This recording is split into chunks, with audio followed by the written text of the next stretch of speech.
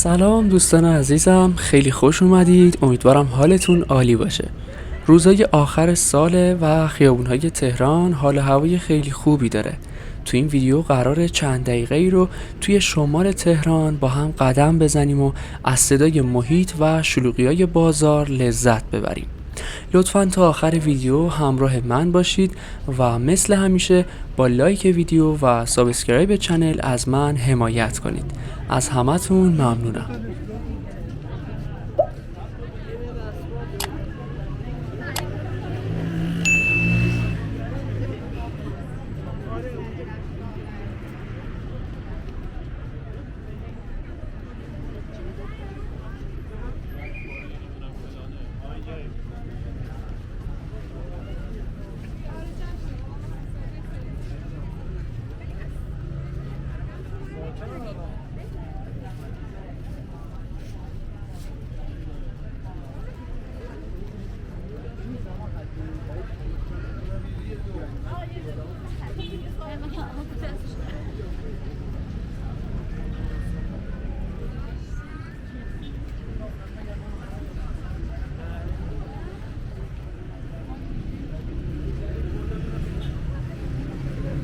اینجا خیابون شهرداری تجریشه و پر از فروشگاه‌های پوشاک، آجیل فروشی، موبایل، شیرینی فروشی و فروشگاه‌های مختلفه.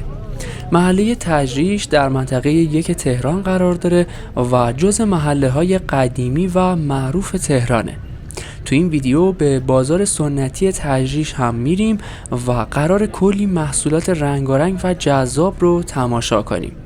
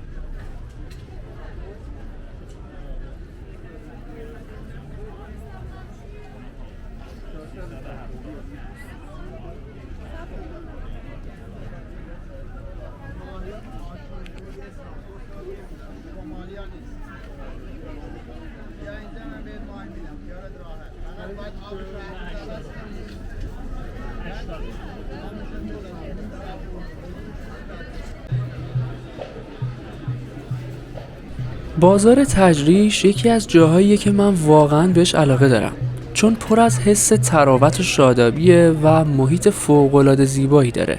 توصیه میکنم اگه به تهران سفر کردید حتما از این بازار سنتی زیبا دیدن کنید.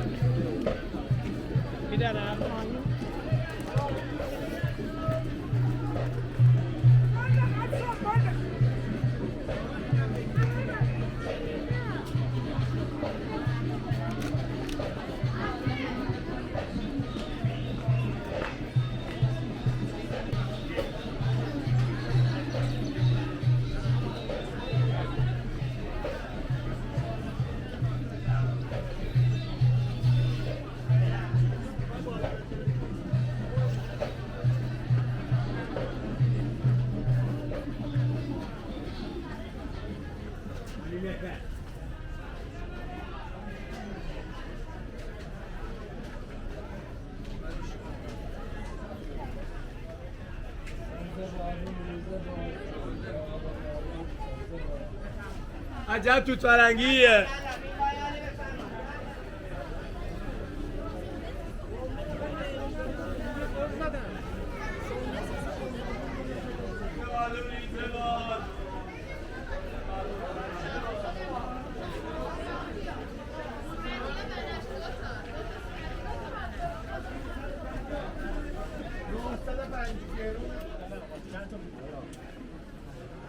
اینجا میدون اصلی بازار تجریشه که به خاطر عید نوروز شلوغ‌تر از همیشه است.